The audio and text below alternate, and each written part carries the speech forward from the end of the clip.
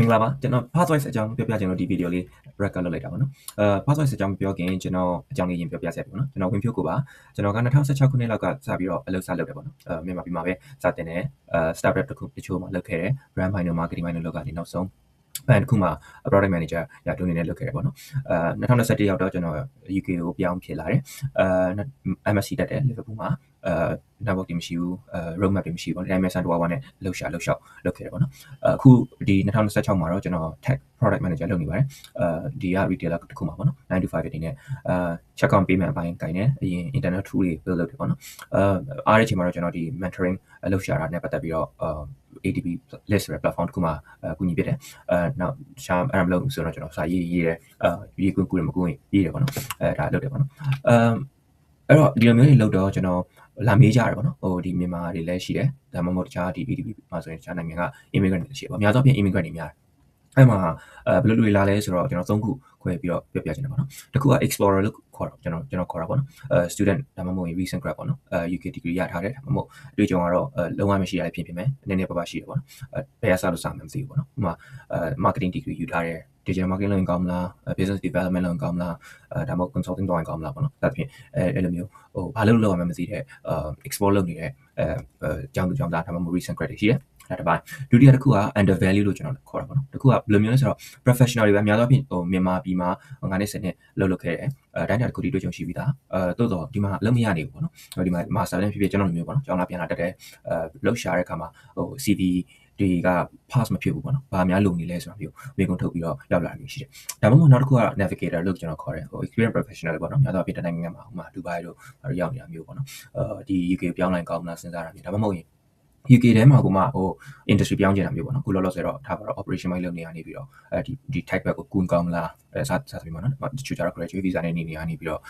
sponsor မရတော့ခါမျိုးမရဘူးလို့မျိုးပုံစံမျိုးဖြစ်တဲ့အခါကျတော့ဒီဘက်ပြောင်းရင်ကောင်းမလားစဉ်းစားတာမျိုးရှိတယ်ပေါ့နော်အဲ့တော့သူကဟို blindly apply လုပ်ချင်ကို experience ရှိရတော့တော့ note ယုံကြည်ပြီးသားဒါပေမဲ့ဟိုတကယ် reality ကဘယ်လိုမျိုးရှိလဲဆိုတော့သိချင်တယ်ပေါ့နော်ဥပမာ UK ပြောင်းလိုက်ဘယ်လိုဟို tax ရဘယ်လိုရှိတယ်ဒါမှမဟုတ်ဟို work life balance ဘယ်လိုရှိတယ်လဲစသဖြင့်ပေါ့နော် day to day ကဘယ်လိုရှိလဲဒါမှမဟုတ်ခုန role ပြောင်းနေဆိုလဲဘာတွေလုပ်ရတာလဲဆိုတာမျိုးသိချင်လို့မေးတာမျိုးရှိတယ်ပေါ့နော်ဟိုအဓိကအများ majority ကဒီ explorer နဲ့ under value မှာများပါတယ်ပေါ့နော်များတဲ့အခါမှာကျွန်တော်ကြုံရတဲ့ problem လေးတွေ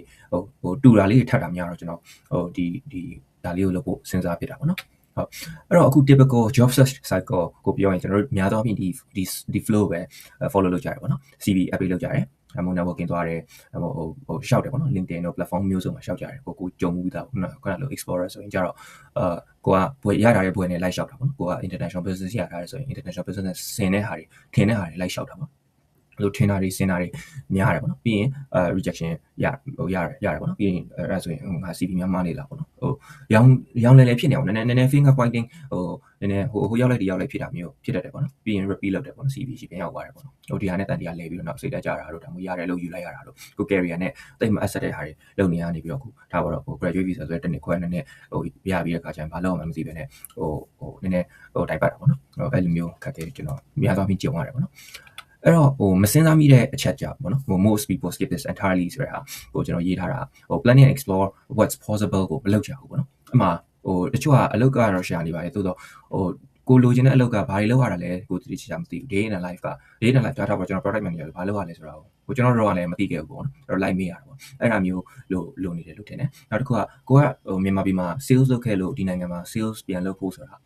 ာလွယ်ချင်မှလွယ်မယ်လေနော် cultural context ဆိုတာတော့မရှိတဲ့အခါကျတော့အဲ့တော့ကိုဘယ် role ကို pivot လုပ်ရင်ကောင်းမလဲဆိုတာကိုဟိုမစင်စားမိတာမျိုးပေါ့နော်ကိုကဟိုဒီဒါလုပ်ခဲ့လို့ဒါကြီးပဲတက်လုံးလုပ်ရမယ်အမှ pharmaceutical မှာလုပ်ခဲ့တယ် pharmaceutical တွေပဲလိုက်ရှာနေတာမျိုးပေါ့နော်ကို pivot လုပ်လို့ရလားဆိုတာမစင်စားမိကြဘူးပေါ့နော်နောက်တစ်ခုကတခြားဘာ role တွေရှိတယ်လဲဟုတ်ငါ pivot တော့လုပ်လို့ရတယ်ဘာဘယ်လိုခေါ်တာလဲပေါ့အခေါ်အဝေါ်ကိုကျွန်တော်တို့မသိကြဘူးအဲ့ဒါတစ်ခုနောက်တစ်ခုက visa sponsorship ကိစ္စဟိုရပါတယ်ခဏတော့ဝင်လုပ်လိုက်မယ်ပြီးတော့မှနောက်ပြန်ကူးတာပေါ့ဆိုတာမျိုးလဲကျွန်တော်တို့ကြုံရတယ်ပြီးတော့နောက်တစ်ခုက skills gap ပေါ့နော်ဟိုplanning အဓိကအဖြစ် planning ဟိုကျောင်းသူကျောင်းသားတွေဆိုရင်ပို့ပြီးတော့ဒီ skill gap နဲ့ပြဿနာနဲ့ပို့ရှိရပါတော့အလုပ်တွေးကြုံမရှိတဲ့အခါဘာလုပ်ရမလဲမသိတဲ့အခါကျတော့ဟိုကျောင်းပြီးကတော့မှသွားပြီးတော့အလုပ်ရှာရင်ကိုက skills နဲ့ experience မရှိဘူးဖြစ်နေတာပေါ့နော်အဲ့တော့ဒီ planning ကိုကျွန်တော်ကဟိုးစိုးရိမ်ကြတဲ့ကစစေချင်တာပေါ့နော်စစေချင်တဲ့ဘာလုပ်ရင်ကောင်းမလဲဆိုတော့ကိုကဒီ exploration discovery stage ကိုကျွန်တော်ထည့်ပေးချင်တာပေါ့နော်အဲ skill gap ကိုပို့ပြီးတော့နားလဲလာနောက်တစ်ခုက salary threshold ပေါ့နော်အများဆုံးပြောတော့ cover လုပ်ကြတယ်တိုးတော့ realistic ဖြစ်မဖြစ်ကိုထားပါတော့အတွေ့အကြုံမြန်မာပြည်မှာ9နဲ့10နှစ်ရှိဆိုဒီမှာငါ entry ကနေစရမှာလားဒါမှမဟုတ် mid manager စရမှာဘယ်နာစရမှာလဲဘယ်လောက်ကဟိုပေါက်တယ်ဘယ်လောက်က market ဈေးပေါက်တယ်လဲပေါ့နော်စသဖြင့် ဒါမျိုးတွေကျွန်တော် visibility မရှိတာမျိုးကြုံတယ်ပေါ့နော်အဲ့တော့ကျွန်တော်ဒီခုန job cycle မှာကျွန်တော်ကဒါလေးပြင်လိုက်တာပေါ့နော် typical နေရာမှာ guessing ဆိုတဲ့ game ကိုကျွန်တော် run စောင့်နေရတယ်လို့ဖြစ်နေတော့အဲ့ no guessing ဖြစ်အောင်ဘယ်လိုလုပ်မလဲဆိုတော့အဲ့ planning and explore what's possible ဆိုတာကိုကျွန်တော်ဒီ flow လေးမှာနည်းနည်းထည့်ချင်တာပေါ့နော်အဲ့တော့အဲ့လိုဖြစ်အောင်ကျွန်တော်ဘာလုပ်ထားလဲဆိုတော့ဒီ AI နဲ့ပေါ့နော်pathwise ဆိုပြီးတော့ lovable ကိုသုံးပြီးတော့စောက်ထားတယ်ပေါ့နော်အဲ့ဒါလေးကျွန်တော်တို့ကြည့်အောင်ဟုတ်ကဲ့ခုနကတော့ဒီ QR code လေးကိုဖတ်လိုက်ရင်ဒီ website ကိုရောက်လာမှာပေါ့နော်။တော့ဒီ pathwiseme.lovable.app ကိုရိုက်လိုက်ရင်လည်း share လုပ်ရတယ်ပေါ့နော်။အဓိကပြချင်တာကဒီ discover the rules ကိုပြချင်တာပေါ့နော်။နောက်disclaimer အနေနဲ့ကကျွန်တော်ဒီမှာ account ဖွင့်တာတွေပါတယ်မလုပ်ထားဘူး။ဆိုတော့CV တွေပါတယ်တင်တာမျိုးလဲကျွန်တော် enable မလုပ်ထားဖြစ်တဲ့အတွက်ရိုက်ထည့်လိုက်တဲ့ဟာကဒီ session တစ်ခုမှပြီးသွားပါတော့။ကျွန်တော်ဘာမှ collect မလုပ်ထားပါဘူးဆိုတာတစ်ချက်ပြောပြချင်တာပါ။ပြီးတော့ဒါ professional advice ပုံစံမျိုးလည်းမဟုတ်ဘူးပေါ့နော်။အဓိကဒီကထွက်လာတဲ့ result တွေက AI နဲ့လုပ်ထားတာဖြစ်တဲ့အတွက်တရလို့ကြည့်အကုန်လုံးယုံလို့ရတာမျိုးမဟုတ်ကျွန်တော် guidance တစ်ခုအနေနဲ့ဘယ်လိုမျိုးလမ်းကြောင်းတွေသွားလို့ရလဲဆိုတာကိုexplore လုပ်စီချင်တဲ့သဘောပဲဖြစ်တယ်ဆိုတာလေးတစ်ချက် disclaimer ပြောပြရစီပေါ့နော်ကျွန်တော်နည်းနည်းစမ်းပြမယ်နော် discover your role ဆိုတာလေးကျွန်တော်နေ start free ကိုနှိပ်လိုက်ရတယ်ဒါကျွန်တော် testimony ရတယ်ပေါ့ကျွန်တော် ATP list မှာကျွန်တော်က mentor လောက်တာအခုထိလည်းလုပ်နေမှာတည်းလောက်တာဖြစ်တဲ့အတွက်ပြောတကယ်ပြောခဲ့တဲ့လူတွေရဲ့ review လေးပေါ့ဗျာstart discovery နှိပ်လိုက်ရတယ်နော်ကျွန်တော်စမ်းကြည့်အောင် discover your roleကျွန်တော်ခုနကတော့ပြောခဲ့တဲ့နေရာမှာexplorer ရှိတယ် under value ဆိုတာရှိရပါတော့အဲ့ persona နှစ်ခုကိုကျွန်တော်စမ်းပြမယ်ပေါ့နော်ဆိုကြပါစို့name က Maya လို့ထည့်လိုက်မယ် the background ကဘယ်လိုခေါ်မလဲ how Manchester မှာ international business တက်ခဲ့တယ်လို့ကျွန်တော်ထည့်ကြည့်လိုက်မယ်ဘာလုပ်ခဲ့ဘူးလဲဆိုတော့သူကကျောင်းသူပေါ့နော်ထားပါတော့ကျောင်းမှာတော့ကuniversity society treasurer ဘာညာလုပ်ခဲ့တယ်ပေါ့နော်အဲ့ဒါမျိုးလေးကျွန်တော်ထည့်ကြည့်လိုက်မယ်universityကျွန်တော်ဒီဘက်မှာရေးထားတာလေးရှိပြီးသားကျွန်တော် copy paste လုပ်တယ်ဘယ်လောက်လုပ်ခဲ့လဲဆိုတော့ lesson တစ်နှစ်လောက်6လလောက်လုပ်ခဲ့တယ်ပေါ့နော်1 month marketing internship in Malaysia before coming to the UK as a treasurer set up meetings ထားပါတော့ manage team finance budgeting စသဖြင့်ပေါ့နော်ဒါမျိုးလုပ်ခဲ့လို့ဆိုကြပါစို့ဒါအကြံဖြင့်ပေါ့နော်ကိုမှများရှိလေကို information များရိုက်ထည့်လေးပို့ပြီးတော့ recommend လုပ်တာပိုကောင်းလေးပေါ့နော်ကျွန်တော်ပိုင်းဒီမှာ CV upload လုပ်ရမျိုးလုပ်ထည့်မယ်ပေါ့နော်အဲ့ဒါဆိုပို့ပြီးတော့ဒီရိုက်ထည့်စရာမလိုတော့တခါတည်း analyze လုပ်ပေးလိုက်တဲ့ပုံစံမျိုးပေါ့နော်ဒါဒီမှာ add row ထည့်လို့ရတယ်၄ခုထည့်လို့ရတယ်ပေါ့နော်ကိုများရေးလေးပို့ပြီးတော့ကောင်းတယ် recommendation ပိုကောင်းလေးပေါ့နော်ဘာမှမထည့်ဘူးဆိုရင်ကျွန်တော်ကထုတ်ပေးမှာမဟုတ်ဘူးပေါ့နော်ဒါလေးတစ်ချက်ပြောပြပါစီကိုဒီမှာ team size ကိုတကယ်လုပ်ခဲ့တဲ့ tools တွေပါတယ်အကြောင်းပို့ပြောလေးပို့ပြီးတော့ဒီချက်ထွက်လာပြီပေါ့ဟုတ်ပြီwhat do you naturally gravitate towards ဘာလို့ရတာကြိုက်လဲပေါ့ဒါပါကိုလူရင်းနဲ့လောက်ရကြိုက်တဲ့ number တွေလောက်ရကြိုက်တယ်ပေါ့နော်သူက Manchester မှာအကြောင်းတက်ခဲ့တယ်treasurer ဘာညာလုပ်ခဲ့တယ်နည်းနည်း number ကျွမ်းလို့ယူဆပါစို့ဘာမကြိုက်ဘူးလဲပေါ့admin လောက်ရတာမကြိုက်ဘူးစကားပြောရတာမကြိုက်ဘူး cold calling sales တွေ pressure လောက်ရတာမကြိုက်ဘူးပေါ့နော်စသဖြင့်ဒီမှာကိုတခြားမကြိုက်တာလည်းရိုက်ထည့်လို့ရတယ်ကိုယ့်ရဲ့ visa status ကပါလဲဆိုတော့သူကခု student visa limited to 20 hour ပေါ့လောလောဆယ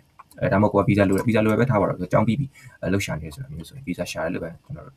်ယူဆကြည့်အောင်ဘယ်တော့အလုပ်ဆောင်ချက်ချင်းလိုချင်ဒါမှမဟုတ်3လရတယ်ချက်ချင်းလိုချင်လို့ကျွန်တော်ထည့်ချင်တယ်second 20လောက်ဆောင်အောင်မယ်ဘာထွက်လာလဲဆိုတော့ဒီမှာဒီကိုထည့်လိုက်တဲ့ပုံမူတည်ပြီးတော့ဘယ် role တွေကိုအတွက်ဖြစ်နိုင်လဲဆိုတာကိုပြပေးတယ်ပေါ့နော်ဒါဆိုရင်သူက graduate business analyst ရှောက်လို့ရတယ်ပေါ့နော်ဒီ role ကဘယ်လို role လဲဘာလုပ်ရမှာလဲကိုကျွန်တော်တို့ရှင်းပြပေးတယ်ဒါမှရာဆိုမာယာရဲ့ business degree ပုံမူတည်ပြီးတော့ပြောပေးတယ်ကိုဘာလုပ်လို့ရလဲကိုကတကယ်လို့ CV ပြင်နေတဲ့လူဆိုရင်ဒီအချက်လေးတွေကိုကလို့ရတယ်ဒါကိုကျွန်တော် copy paste လုပ်စီချင်တာမဟုတ်ဘူးအဓိကreference ယူပြီးတော့လေ့လာလို့ရအောင်ပေါ့နော်ကိုပြင်ကျင်နဲ့ပြင်လို့ရအောင်ကိုဒီ role ဒါကိုရှောက်မယ်ဆိုရင်အဓိကခဏပြောဆိုကိုကinternational business နဲ့ပြီးသွားတယ်ဆိုရင် international business consultant သွားလုပ်လို့မရဘူးနော်ကိုလုပ်ခဲ့တဲ့ဟာတွေလုပ်တတ်တာလုပ်ချင်တာမလုပ်ချင်တာတွေပုံမူတည်ပြီးတော့ကျွန်တော်တို့ map လုပ်လိုက်တဲ့အခါမှာဒီ role တွေရှိပါလားဆိုတာကိုကျွန်တော်တို့ပြပေးတာအဓိကလေအဲ့တော့ graduate business analyst ဆိုတာထွက်လာတယ် strong match ရှိတယ်ဘာလို့လဲ typical skills and competency okay ဒါတွေကိုတက်သလားမတက်ဘူးလားကိုပြန်မေးပေါ့နော်ကို data analyst stakeholder management problem solving excel process mapping မသိဘူးဆိုရင်မသိတဲ့ဟာကိုကျွန်တော်တို့ခောက်ကြည့်လို့ရတယ်လောလောဆယ်တော့ဒီမှာ integrate မလုပ်ထားဘူးနောက်ပိုင်းဆိုကျွန်တော်ကစဉ်းစားတာcourse တစ်ခုနဲ့ချိန်တာမျိုးပဲဖြစ်ဖြစ်ဒါမှမဟုတ် link တစ်ခုနဲ့ချိန်ပြီးတော့အကြောင်းတွေ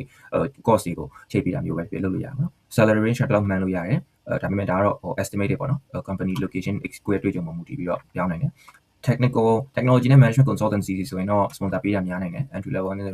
ဒါကတော့ပြောင်းနိုင်တယ်ပေါ့နော်UK ရဲ့ဒီ government policy အရတော့၎င်းဒီ home office ပေါ်မှာပြီးတော့၎င်းပြောင်းနိုင်တယ်ဆိုတော့ပြောပြတာနောက်တစ်ခုကဒီ role ကဘာလဲခုနပြောသလိုကျွန်တော်ခုန problem statement မှာပြောထားတယ်ဒီ role ကတနေ့ဘာလုပ်ရလဲဆိုတော့များသောအားဖြင့်မသိရင်ကျွန်တော်တို့ပုံမှန်အဖြစ်အရင်တော့ညွှန်းတာ လုံနေတဲ့လူတွေလိုက်မေးဒါပေမဲ့ကိုက network လည်းမရှိဘူးဘယ်လို share မှလည်းမသိဘူး LinkedIn တော့ဘာလို့ပေါ်လည်းမသွားနိုင်ဘူးခေါက်အဲ့လိုလိုက်မေးရတာမျိုးလိုက်ကြည့်ရတာမျိုးခက်တယ်ဆိုတာမျိုးကြုံတယ်ပေါ့နော်ပြီးတော့ကိုကဒီ role တစ်ခုပဲသိတယ်ဆိုရင် graduate business analyst တယောက်ရဲ့အတွေ့အကြုံပဲရအဲ့တော့ကျွန်တော်ဘယ်လိုလုပ်ထားလဲဆိုတော့ဒီ role ရဲ့ day to day ကဘယ်လိုမျိုးရှိလဲဆိုတာကိုလောက်ထားဖြစ်တဲ့အတွက်အခုကဒီမှာထည့်ကြည့်ပေါ့နော်တစ်ခုချင်းစီပုံမူတည်ပြီးတော့ day to day လေးတွေကကွာသွားတယ်ဥပမာဒါဆိုရင်ဒီ business analyst ကဘာလုပ်ရလဲဆိုတာကိုပြောပြထားတယ်ပေါ့နော် typical week က project stakeholder တွေတွေ့ရတယ် gather requirement လုပ်ရတဲ့ tableau တွေပါတုံးရမယ်စသဖြင့်ပေါ့နော်ဒါမှမှဘာထည့်ထားလဲဆိုတော့ကိုကဟုတ်ပြီဒီ business analyst ကိုဘယ် sector မှာလုပ်ချင်တာလဲထားပါတော့ retail မှာဆိုရင် retail မှာလုပ်တဲ့လူကဘာတွေလုပ်ရလဲဆိုတာကိုပြောပြထားတာပေါ့နော်ဒီမှာအသေးစိတ်SQL တွေတုံးရမယ် Excel တွေကန်ရမယ် product manager တွေနဲ့လုပ်ရမယ်ဆိုတာမျိုးပေါ့နော်ဒါကိုဘယ်လိုပြောမလဲ reality check လုပ်လို့ရတဲ့သဘောပေါ့နော်အဲ့တော့ဒါတစ်ခု supply chain သွားမလားဒါဆိုရင်ဒီမှာ low risk scale တွေပေါ်လာမယ်လာစားတွေမြင်ရမယ်ခုနလိုပဲကို sector တွေ specific industry ကိုမေးလို့ရမယ် finance associate သွားမလားအဲ့မှာကိုလိုတဲ့ gap ကိုဖြည့်လို့ရအောင်အမှကို financial report နဲ့ကိုကမတက်ဘူးဆိုပါတော့ကိုဒီလမ်းကြောင်းသွားခြင်းနဲ့ဆိုရင်ဒီလူကဘာလုပ်ရတာလဲကိုကြည့်လိုက်မယ်ဒီ scale လိုတယ်လို့ပြောရဲဆိုကိုမှရှိလားမရှိဘူးဆိုရင်ကိုတင်တန်းတက်တာမျိုးပဲကြိုးပြင်းတာမျိုးပဲဖြစ်လုပ်ပြရအောင်ကိုကခုမှ second year third year လောက်ကတော့မရှောက်ရသေးဘူးဒါပေမဲ့စရှာတော့မယ်ဆိုရင်ဒါလေးသုံးချင်အဖြစ်ဒီ role တွေရှိပါလားဒီ role တွေကိုငါလုပ်လို့ရတယ်ဒီ scale တွေငါဖြည့်ရမယ်ဆိုတော့ကြိုပြီးတော့ plan လုပ်လို့ရတယ်ပေါ့နော်တခြားဟာတွေစဉ်းစားလို့ရတယ်မှာ operation coordinator တွေရှိမှာဒါသေးသေးတော့မပါတော့ဘူးပေါ့ကျွန်တော် champion လေးထည့်ထားတယ်မှာ recommendation ကောင်းလားကိုမေးလို့ရတယ်ဒါတော့ကျွန်တော်ခုနပြောတဲ့ ADP ပါညာကျွန်တော် mentoring လုပ်တာဖြစ်တဲ့အတွက်session book လုပ်လို့ရတယ်ဒါမှမဟုတ် feedback ပေးခြင်းလည်းပေးလို့ရတယ်ဒါကျွန်တော်အားလုံးလောလောဆယ် free ပါပဲနောက်ပိုင်းတော့ဒီ interview prep တွေပါလုပ်မလားပေါ့နော် application tracking တို့ check in တွေပါလုပ်တာမျိုးကျွန်တော်စဉ်းစားထားတာပေါ့လောလောဆယ်အဓိကပြချင်တာတော့ဒီ generate လုပ်တဲ့အပိုင်းလေးကိုပဲကျွန်တော်ပြောချင်တာအဲ့တော့အဓိကနေစပြီးပြန်စချင်လဲရတယ်ပေါ့နော်အဲ့တော့ထားပါတော့ကျွန်တော်နောက်တစ်ယောက်ပြောကြည့်အောင်ဆိုကြပါစို့ဒါခုနကတော့ explorer profile ကိုပြောထားတယ်အခု James ဆိုပြီးတော့နောက် experience 9နှစ်လောက်ရှိတဲ့လူအကြောင်းကျွန်တော်စဉ်းစားကြည့်အောင်ပေါ့နော်ထားပါတော့သူ MBA ရှိတယ်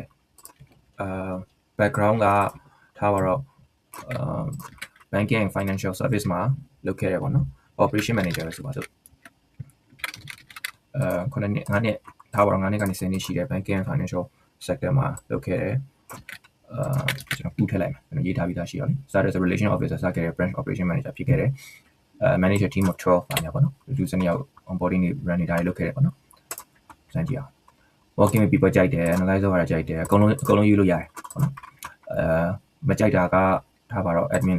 ထပ်လောက်ရတာမကြိုက် spreadsheet မကြိုက်ဘူးဆိုပါစို့တခြားကိုမကြိုက်တာလည်းထည့်ရေးလို့ရတယ်ပေါ့နော် visa status က visa လိုတယ်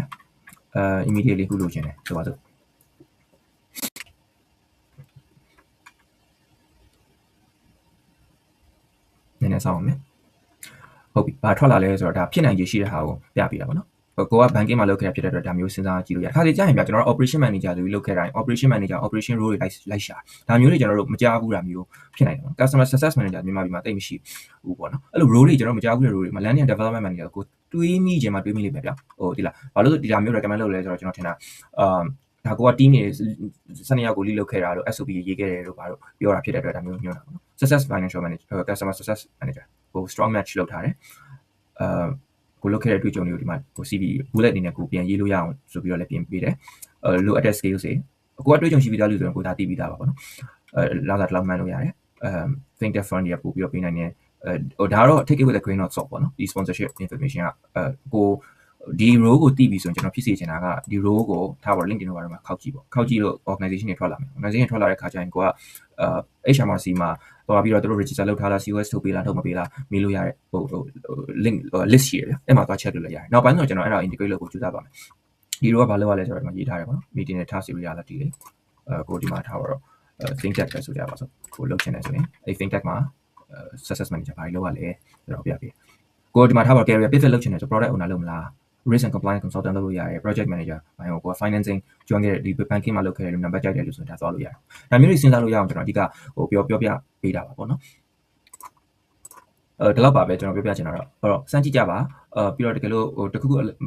recommend လုပ်တာကအဆင်မပြေတာတော့ကိုလုပ်တဲ့ on board လုပ်တဲ့အခါမှာနှိပ်လို့အဆင်မပြေတာတော့ဖြည့်လို့အဆင်မပြေတာတော့တခုခုရှိတယ်ဆိုလည်းပြောပြပေးပါတခြားလိုချင်တဲ့ feature တွေရှိတယ်ဘာတွေလုပ်ရင်ကောင်